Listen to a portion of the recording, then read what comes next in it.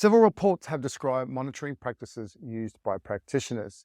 In a survey, Taylor and colleagues divided training monitoring into two categories: quantifying training load and measuring fatigue responses to training or competition. Of the 55 respondents working in high-performance sport programs, 91% reported using some type of monitoring.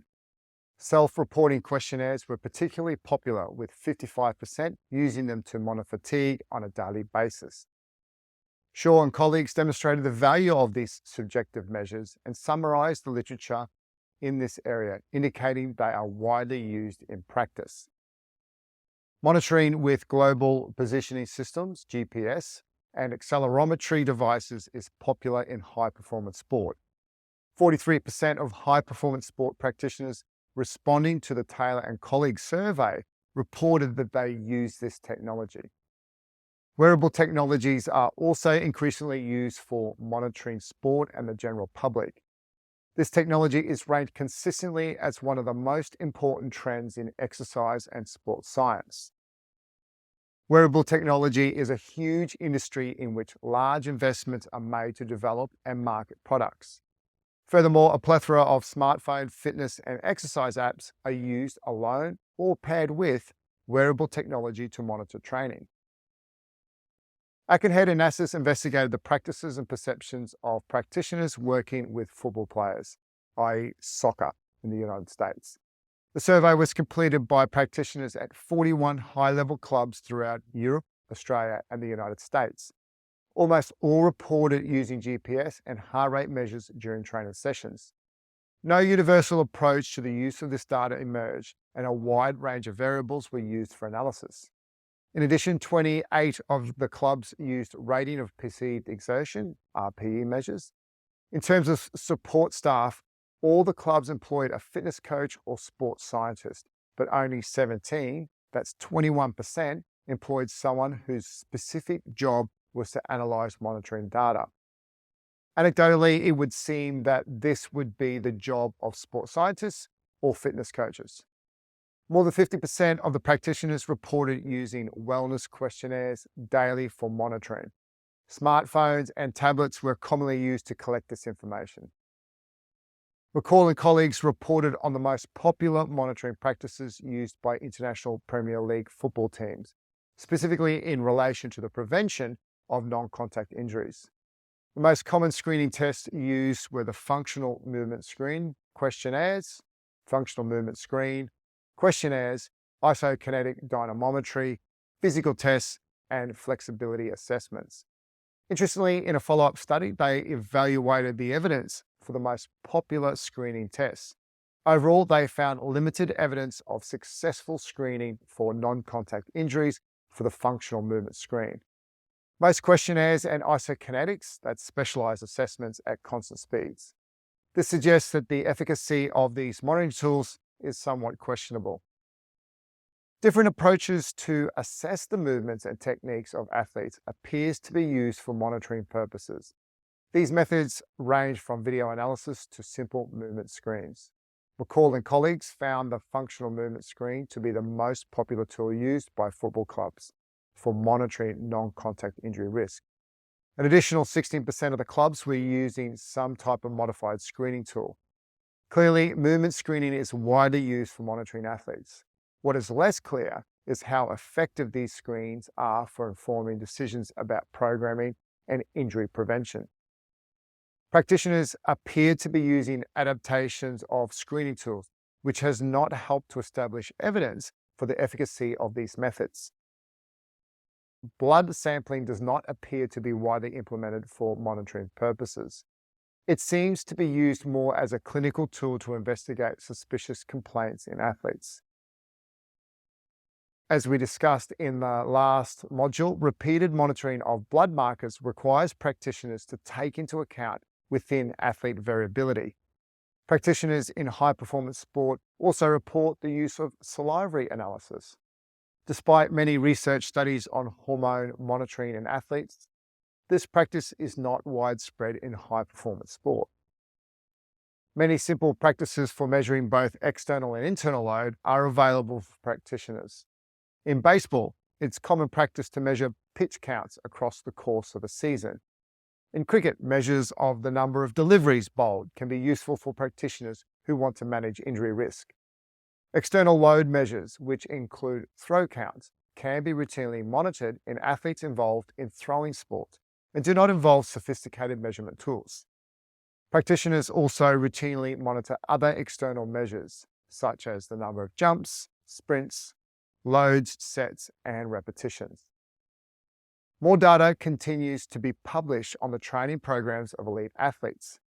These studies provide rich insights into the training practices of athletes, but also the methods that can be used for monitoring. Questionnaires and training diaries are commonly used by practitioners and athletes for keeping training records. Digital data capture, which is also increasingly used, affords several advantages. Practitioners can perform more in-depth analysis of electronic training data to observe patterns and trends and organize training data in multiple ways to make reporting more efficient.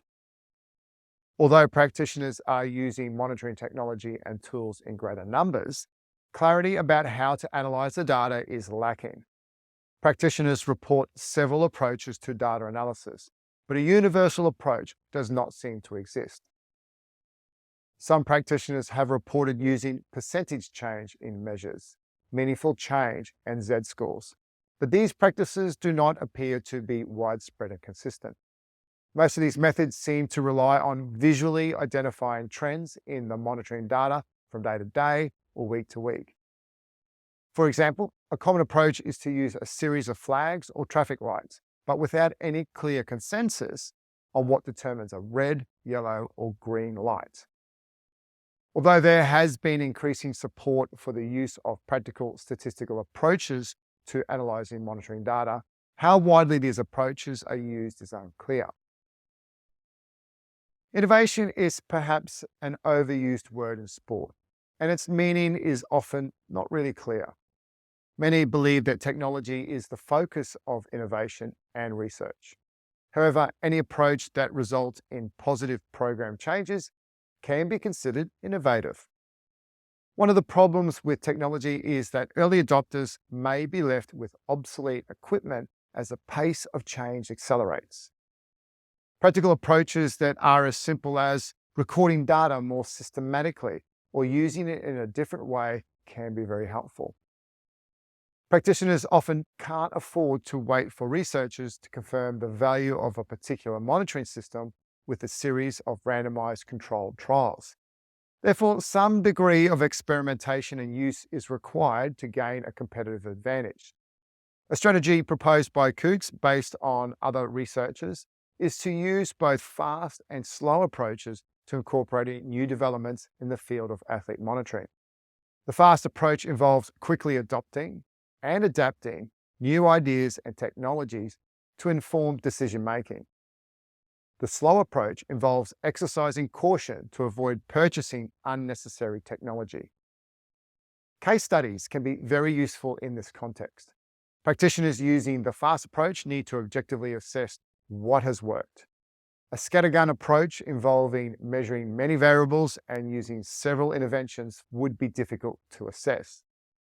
Coutts suggested that a research program work with a fast-acting practitioner to determine the reliability and validity of a monitoring system.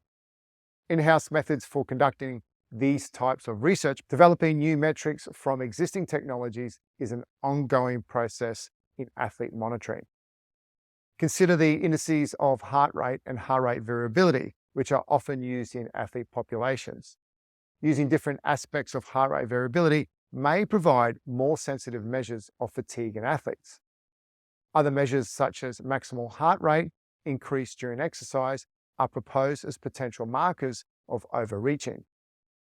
Further research is required to confirm the value of many metrics for athlete monitoring. Modeling, which is increasingly used in athlete monitoring, refers to any technique that explores the relationships and patterns within a dataset. Methods range from fairly complicated ones, such as training impulse, to simple ones, such as session RPE.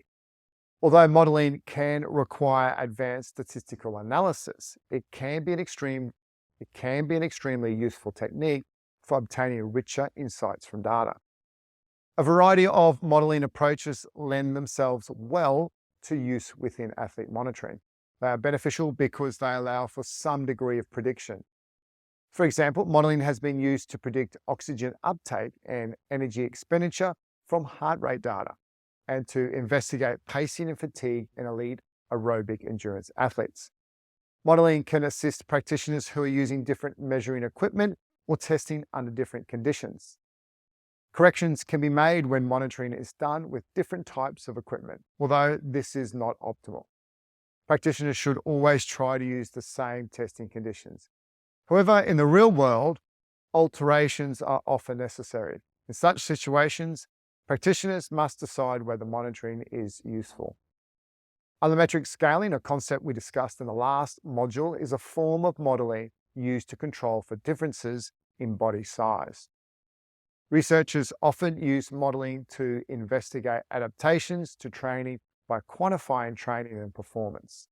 In a study of judo athletes where they modeled the training responses over a 2-year period using competition performance, session RPE, fitness tests, and a judo fitness test, the researchers identified factors that were useful for monitoring, including session RPE. However, practitioners do not necessarily need to use advanced statistical methods to gain insights into training adaptation. Simplified approaches such as obtaining an overall score for a range of monitoring scores can involve calculating Z-scores for each test and taking the sum of those scores. Researchers have investigated a variety of modeling techniques that can be applied to monitoring data to predict injuries in athletes. Practitioners are often in search of a holy grail that predicts when an athlete will become injured, will get sick, and have to miss training or competition. Modeling takes into account all the variables measured and provides an estimate of the effect. It is important to remember that this is an estimate. Error is associated with any model. In a sports environment, it is impossible to account for all the variables, but a good model takes the important ones into account. Monitoring and modeling daily performance is one approach to tracking athletes. This requires monitoring tools that can be used on a regular basis. The fluctuations in the monitoring values of athletes follow a non-linear pattern.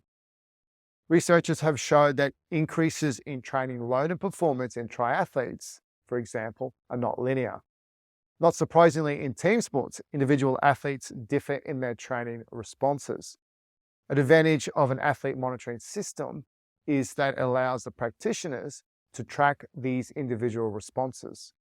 Practitioners need to remember, though, that error is associated with any modeling approach.